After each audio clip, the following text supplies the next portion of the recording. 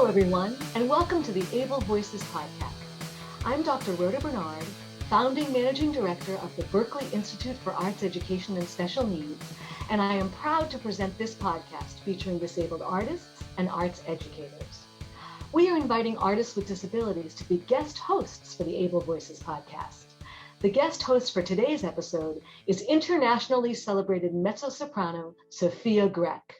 Hailed by the Sunday Times as a singer who delivers without effort, Sophia has won great acclaim and notoriety for her performances at leading concert halls, opera houses, and international festivals worldwide, leading to regular invitations to give masterclasses around the world. In 2015, Sophia was diagnosed with autism, and she is now a leading ambassador on behalf of autism organizations. Her book, titled I Wish I Could Sing, was published in 2020. I hope you enjoy this episode, hosted by Sophia Grech. I'm delighted to be hosting today's Able Voices podcast, and I'd like to welcome my guest, British photographer Lucy McCarthy. Lucy, who was born with 3 hidden disabilities, has carved out a successful career as a photographer since graduating from the Birmingham Institute of Art and Design. She is well known for her photographic work within the music industry and has also been commissioned to photograph fashion events and even own as pets. Lucy's work has been the focus of numerous major exhibitions in London, including one of the largest about the history of dance music. In 2018, Lucy was invited to join a project uncovering the legacy of the 90s rave culture. Lucy is also a campaigner for the awareness of invisible disabilities. Welcome, Lucy. We're so pleased that you could join us today for this Able Voices podcast. Thank you, Sophia. It's really nice to hear from you. How you doing? Fine, thank you. Actually, before we start, could you tell us about your hidden disabilities, as I believe they're quite rare? Sure, of course I can. So I've got a condition called Ehlers-Danlos syndrome. I was born with a condition, and it's basically changed named a little bit over the years. But now it's called Ehlers-Danlos syndrome. It's a connective tissue disorder, which basically means I get injured very easily, and I've broken a lot of bones. But it can also affect the organs in the body as well. Like, it can give you digestion issues. It can affect the heart. It can affect the stomach, things like that. So that's Ehlers-Danlos syndrome. I've also got chronic fatigue syndrome, also known as ME. So fatigue and tiredness can be an issue with me. And then also on top of that, I've got a condition called postural orthostatic tachycardic syndrome, and it's an autonomic condition. So it's affected by things that your body does automatically. So say when I stand up, just by standing up on my own, if I stand for too long, my heart will go tachycardic, and I can feel quite dizzy, and sometimes I can feel quite faint and sometimes pass out. So yeah, trying to manage all those 3 can be a bit of a tricky one. Yeah, that sounds very difficult, actually. Well, thank you for explaining that to our listeners, because indeed myself, I hadn't have heard of a couple of those. So that's, it's very educational for us, actually. Now, I'd like to start off by asking you if you could tell us your story as a photographer. So how did you start your career? Yeah, so when I was at school, I've always been really creative since I was born. Really, I've always been doing bits and bobs around the house, and just being a very creative child. But I was rubbish at drawing. So if I even now, if I drew you like a car, I'd still draw like a rectangle with circles. I'm still really bad technically. So I've got no drawing skills at all. Oh, no, And I neither thought, have well, I, don't worry. and I thought, well, how can I be creative? How am I going to convey that creativity and use it? So I thought, I'll look at photography. So I learned photography at school. I had a really good teacher, and he was really passionate about photography, and encouraged me when I was a teenager to kind of get involved with it. So I studied photography for a while. I'll go through my training a little bit later with you. And I worked after my studying. I assisted Rankin for a while just to get to know the industry. When I was studying, I also worked for Harvey Nichols, which is a well-known shop in the UK. It's like a luxury shop, and I was interested in the stories and concepts that designers bring out each season. I was interested in like watching Alexander McQueen videos and stuff. I was really interested in fashion. Yeah. So in terms of photography, then I moved to London to work in retouching and retouching photographer's work. So I was working at the biggest fashion photography studio in London, which was Spring Studios, and that was working on fashion campaigns, making everyone look beautiful. But it actually made me learn quite a bit about myself, that I didn't actually like working on other people's work as much as my own. Mm-hmm. It didn't give me much of a buzz. Mm. And I realised then that I'd probably be better off working on something on my own, Yeah. that where I'm taking the images, where I'm in control of it. So I decided to set up Dr. Loolittle Pet Photography. Now, Dr. Loolittle Pet Photography, the name Dr. Loolittle is actually an old nickname that my sister gave me, because I've always really, really loved animals. Like, if I'm in a room of animals, I'm just so over the moon and happy all the time. Yeah, I understand that. So I'm the same actually. Yeah, I prefer animals Yeah. to So humans. do I like I. animals any I day. do. So I thought, well, let's do something that I really love and I find easy. So anyway, my sister gave me this nickname. I was 5 years old, and we had these tropical fish, and I was training them to jump through hoops with some food, and they did it. And she said, you're like Dr. Doolittle. You're Dr. Loolittle because you're Lucy, Dr. Loolittle. And the name kind of stuck like as a nickname throughout my life. So I Hey, thought, well, why not? that's brilliant. Thank you. As my sister to thank for that. She was, but yeah, I've always really liked taking pictures of animals. So I found that that was quite an easy thing to focus on. And when you work, they say never work with animals or children, but I absolutely love working with animals. And the animal is the one in control, believe it or not. It's not you. Oh, If really? Yeah, the animal will take control of the shoot. If the animal doesn't want, you have to respect the animal that you're taking photographs of. And if you don't respect them enough, they'll just do what they want. So say if they're in a really sleepy mood, you're not going to get like some really good action shots. No, you And can't. You can't tell them what to do, you can can't you? go, come on. I mean, and then if they're really in an active mode, you're not going to get some really cute like laid back shots of them either. So kind No. of the animal dictates the pace, and Yeah. that's fine with me. And also then I actually rely quite a lot on the owners in the shoot, because they're the person that the animal's got the rapport with. So yeah, so doing Dr. Dolittle was fun, and I really enjoyed doing that.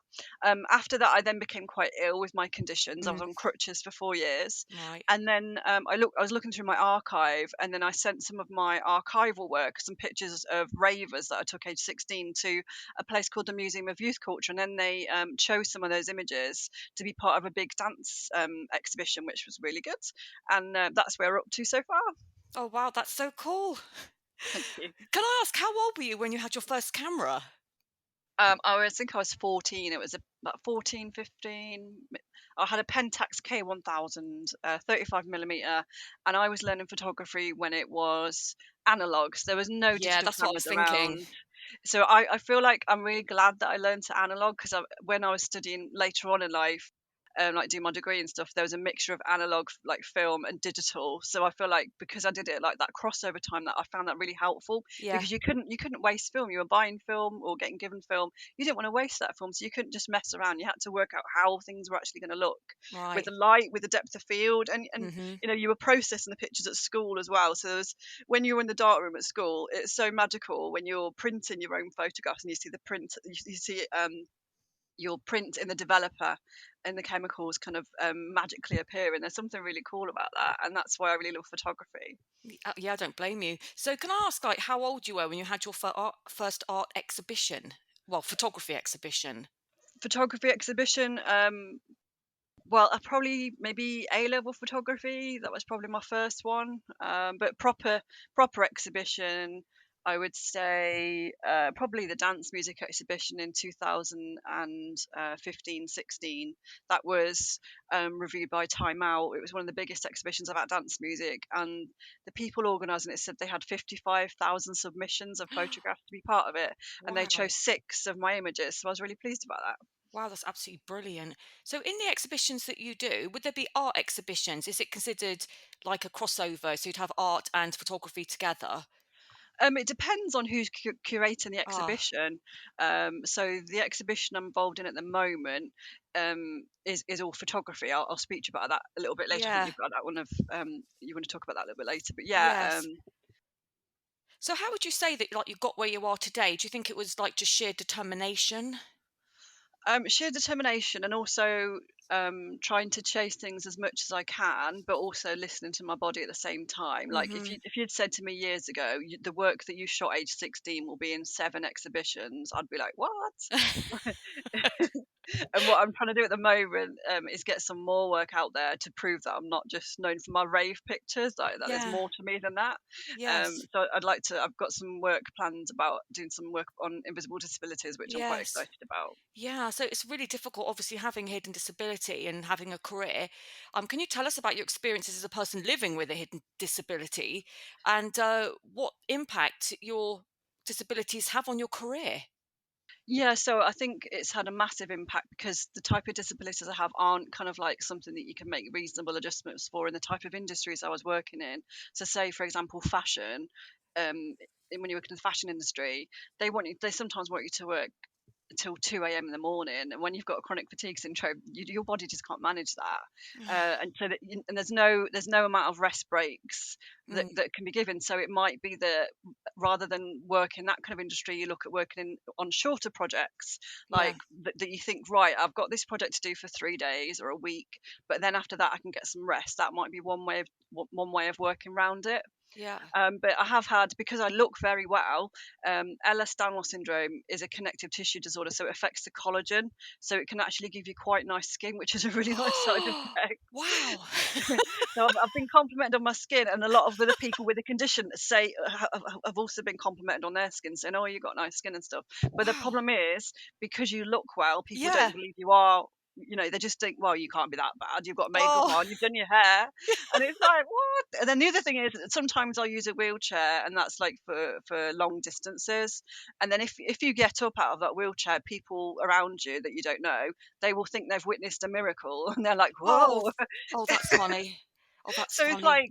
like, well, yeah, you can be in a wheelchair. It's not just paralyzed people that are in wheelchairs. So Yeah. I try to challenge people and on their beliefs of what constitutes a disability, Mm, and you know, disability in the fashion industry. I think aesthetically we get in there with more appearances from disabled people, which is brilliant. But I think in terms of a career point of view from a fashion industry, it would be good to get more acceptance from people like working on more short-term projects. yeah. Because some people's disabilities, they can make adjustments. Like for some it is a case of they're in a wheelchair, they just need things on their level. They don't get the variable levels of fatigue that I get. They don't get the flare-ups and stuff like Hmm. that. It doesn't affect their immune system like it affects me. So say if I get the flu, I often get it for longer. So my disabilities have massively impacted me. But I try and find ways round of working and doing things. And the best way round I've found of that recently is to work on my archival work. So I've got 20 years of negatives that I've shot for like 20 for the whole 20 years worth of photography. So at the moment I'm trying to work through those and see how I can get those reworked Oh my God, that must be in quite some projects. surprising. Do you ever get one and think, oh, I don't remember that one? Yeah, absolutely. I was like, oh my god, did I take pictures of that? Am You I forget, right? you forget. Am I right in thinking that your disabilities become harder the older you get? Yeah, so in my Ah. 20s, even though like when I was born with it, it was kind of they said, "Oh, you're a hypertonic baby and you're hypermobile." So basically, my mum used to send me to ballet lessons to like strengthen up my joints and do Mm. trampolining and stuff.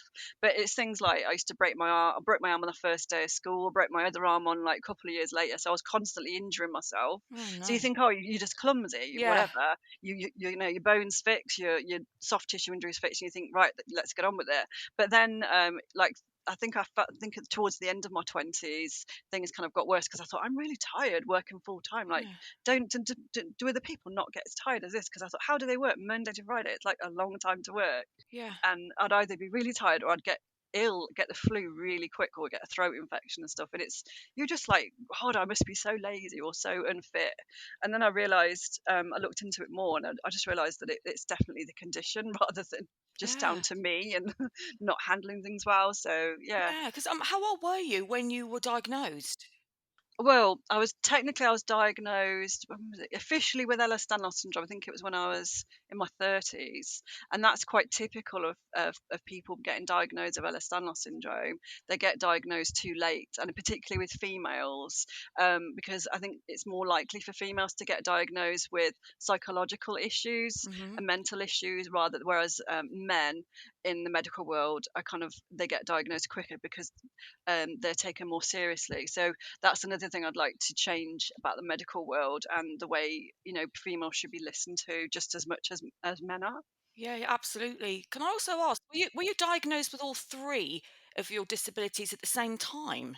No, so I was diagnosed with hypertonia as a baby, then it kind of developed into hypermobility, and then they said I got the diagnosis of Ehlers-Danlos syndrome. And then with the chronic fatigue, when I was seeing the rheumatologist at UCLH in London, he said you've got chronic fatigue syndrome.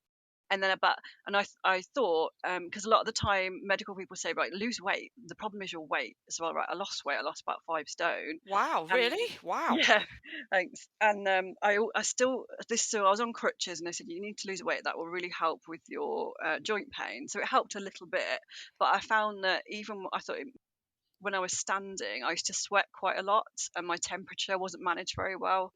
Right. And even after losing all the weight, I'd still feel really, really hot, and I still feel really hot now. So what I do is, I've seen a cardiologist, and they diagnosed me with the cardiac condition, postural orthostatic tachycardic syndrome.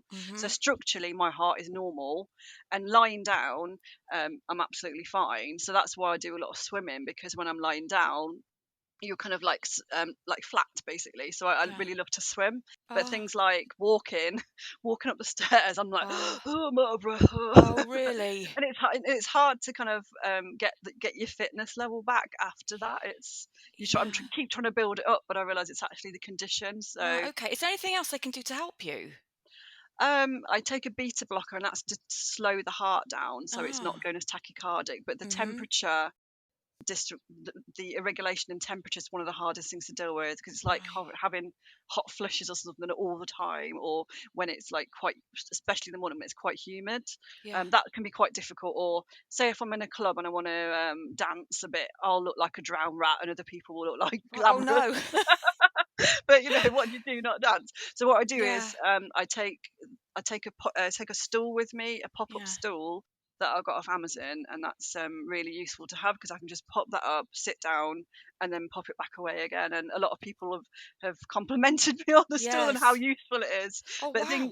that's really useful. So things like when you're in supermarket Mm. queues, I just can't stand in supermarket queues, so I Uh-huh. take my stool with me, sit down, and it's just a lifesaver. It really is. Wow. You're amazing the way that you've just completely managed to appear like have completely a normal life. You Oh, know, thank you. you're so inspirational for other people that have the condition.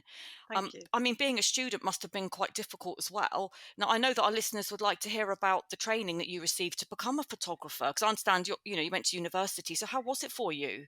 Yeah, so basically, I went to school and did my GCSEs and A levels. And as I was saying before, I had a great teacher called Mr. McKernan. He was awesome, and he encouraged teenagers to be in a place where they wanted to be. You didn't want to leave the school darkroom because it was just cool to be in there. Mm, And then went on to do a HND in photography, and that wow. was really good to learn about the techniques of photography. So we were looking at things like medium format cameras, large format cameras, using flash, using different types of flash, Mm, different types using studio lights. So that was a really good time to learn my technique. mm, And then I went on to do the degree, and because I had the technical stuff behind me, then I learned in the degree to work on my conceptual projects more. So it's more yeah. about what's the reason why I'm taking these photographs? What am I trying to say? Why am I trying to say it? What's important about it? And what am I trying to get across? Yeah.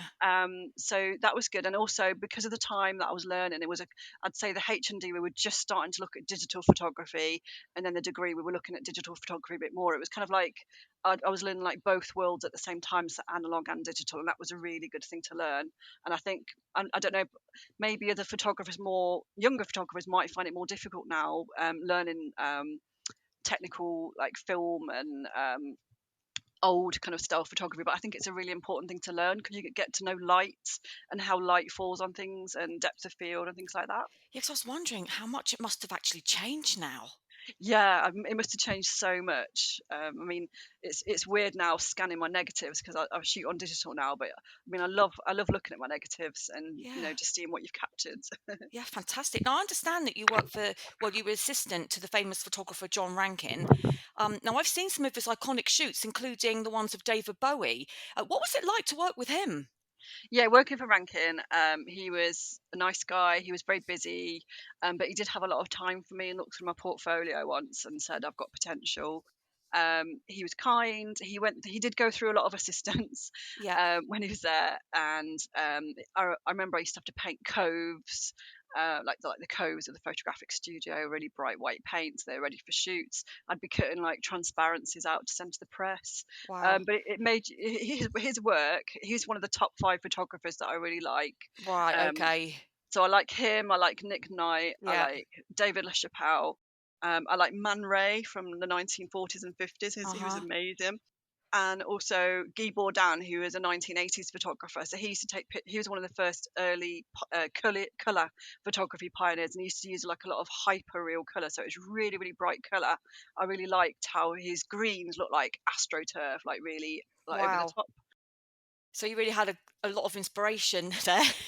Yeah, yeah, and Yeah. also my photography teacher was great as well. I mean, and just kind of being around. I was involved in the rave movement when I was younger, so that was different, and that was having fun when we went out, and it was a bit of a different scene than say like the typical like standard nights out that you can get in like the city centres, like kind of people dancing around their handbags and blown up condoms Yeah. and stuff. The rave thing was a bit different. It was a bit more like had a lot of different influences from other cultures, like gay culture, disco vibes, and yeah, like the BDSM scene. So you'd see a lot of people in PVC, and then Yeah. it would affect things like that. Would affect like the fashion that people wore.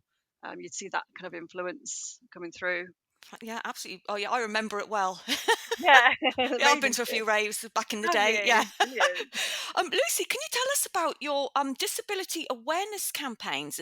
Because I understand that you produce projects that challenge people's perceptions of what it's like to have an invisible disability. Yeah, so at the moment I'm working on a project. It's still in process. I'm still going to try and produce it. It's called "But You Look Okay," and it's basically because that's the catchphrase that I hear from so many people. But you look Oh, okay. it's okay. I get that being autistic, exactly the same. Oh, you don't look Yeah, autistic. Well, okay, I don't yeah. have a look Well, yet, what does but autism look like? Exactly. It's like, but you get so much judgment, don't you? And yeah, it's you do. like, Yeah. like they just. I've had some horrible things said from our neighbours and stuff. So it'd be nice just to have people just more accepting of disabilities, particularly invisible ones. Yeah. So the "But You Look Okay" project is basically challenging people's perception of what is a disability. For instance, yes, you can wear makeup. Yes, you can do your hair. Yes, you can enjoy activities. You can swim. You can do this. You can do that. You don't have to have a certain thing that you're always stuck in a wheelchair and that's it. There Mm, can be more to it. But alongside my kind of activism, sorry, yeah. get my words out. I also work as a volunteer for a charity called Ehlers-Danlos Support, Hmm. and I provide support meetings in my local area for other people that have the same condition. So I find it really helpful to provide meetings for other people to talk with what they have, because a lot of them have quite similar experiences, and it's important that they get a level of support back.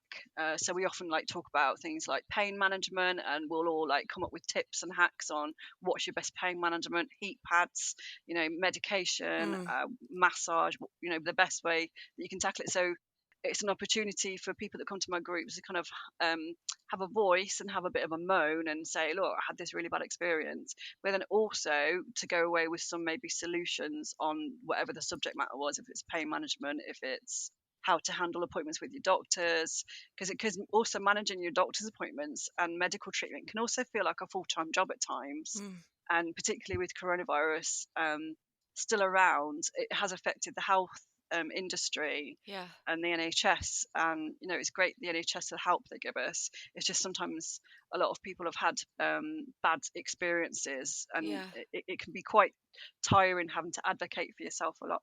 Right. So what's the age group of the people that would come to your group?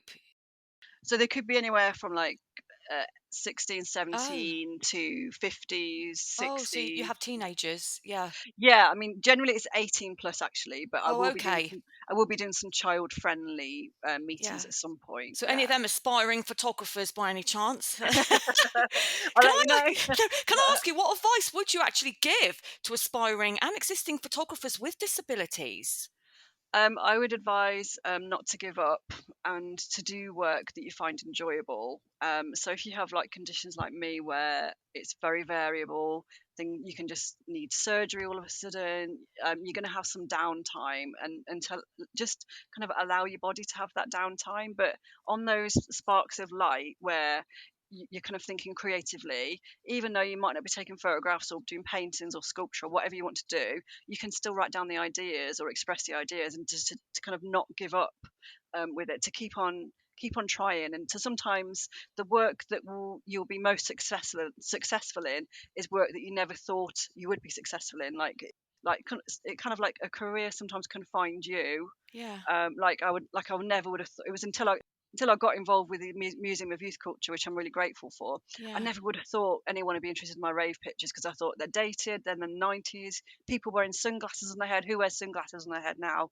And it was like, I just thought, well, these looked so dated. No one would want these. And then, of course, there was a 90s revivalist time, which we're at the moment, where a lot of people are really into the 90s, like the rave scene, and they became really popular. So Yeah. I think just even if you've got like say 5% of your day is doing something creative, just to kind of keep at it and to not give up, and to just and to accept that your body will have downtime and it will have recovery time, and to take care of that body, and most of all be kind to your body, because your body is your body. You only get one of them.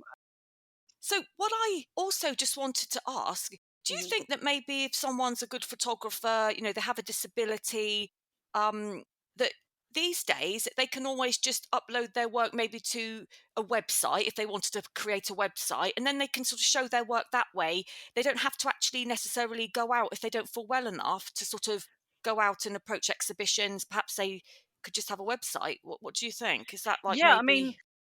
with photography now, Mm, there's so much photography that's accessible, and there's so many ways how people can show their work. Like for instance, just on Instagram, you can show your work, and it's not even about having expensive photography equipment. mm, You can take such great photographs on your phone. Things like using hashtags on Instagram and hashtags on Twitter. That's a good way of getting your work shown. yeah. Um, to keep at it and to keep on submitting your work, because there's often a lot of free photography competitions that you can enter. Ah. um, Yeah, I've seen some of those online. I had a friend that liked doing photography, and she entered a few actually amateur competitions, and she really enjoyed that.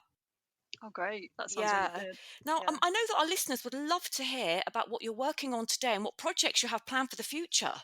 Ooh, okay. So at the moment, just had there's an exhibition that's launched in conjunction with the Museum of Youth Culture, and that's in Coventry, and it's called the Grown Up in Britain exhibition, and it's all about what it's like to grow up as a teenager. So in that exhibition, there's photographs of me as a teenager. There's photographs that I've shot as a teenager, some of my rave images. There's also a bag that I used to take out clubbing with me Oh, because really? I used to do like rave fashions. So there's Have a you, bit what, have like you a still got bag. it, or is that an old picture? Yeah, no, it's actually there. I saved it, Oh, and did it's you? actually yeah, it's a bag in the shape. I really like creative stuff, so this is a Yeah. bag in the shape of a speech bubble, and it's like a Roy Lichtenstein Oh, style that's bag. lovely. Oh, that's lovely. Um, and then also they were looking for older pictures from different years. So Yeah. my mum's got some pictures that were taken by my dad, and then and funnily enough, there's also some pictures of my uncle and auntie, and they're in drag on holiday. So Oh, my that's auntie's funny. dressed as a man, and my uncle's dressed as a woman, Oh, and that really? yeah. So there's a good mixture of stuff. But I think it's quite a common theme. Like, what's it like to grow up as a teenager? Mm, Everyone can kind of relate to it, and I think nostalgia is a really comforting thing, because I think over the past couple of years we've had quite an unknown present, and we've had an unknown future. So I think a lot of people in lockdown have been looking at nostalgia as quite a comfort, and looking at things in their past, whether it's a song, an outfit, a photograph, a memory, and that can kind of like influence you and like kind of show you like how your past has been, to kind of influence your future, because it oh, shows you're a part yeah. of yourself. Yeah, absolutely. Um, So that museum, it's a museum, or is it Yeah, so basically, the Museum of Youth Culture are okay. showing an exhibition at the Herbert Art Gallery in Coventry, and that exhibition's on for 6 months. It's open now, Okay, 6 months. Okay, so and it's free admission as well. yeah, And there's lots of other photographers there. A photographer called Normsky, and he was one of my inspirations when I was growing up because he used to present a TV program called Dance Energy on BBC Two, yeah, and that I was used to watch that like 12 or 13, and I used to he was one of the people responsible for getting me into dance music. yeah. So it's nice that his stuff's there. There's some other photographers. Um, some rave photographers. There's people from a lot of different eras. There's motorbikes. There's some really old pictures, and you can also submit your own work there as well. So if you have any old photographs of you when you're a teenager, you can get them scanned and then be part of the exhibition. That's absolutely wonderful. Fantastic. Well, Lucy, it's been an absolute joy to speak to you today. And thank you so much for giving up your time to share your inspiring story with our listeners. We wish you ongoing success with your future projects. Thank you very much. It's been lovely to speak to you.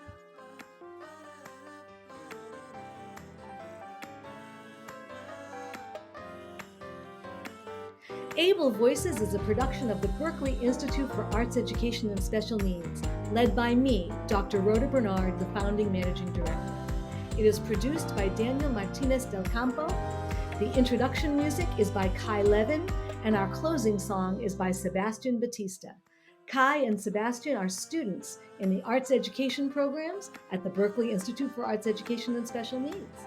If you would like to learn more about our work, you can find us online at berklee.edu/BIAESN or email us at BIAESN@berklee, that's LEE.edu.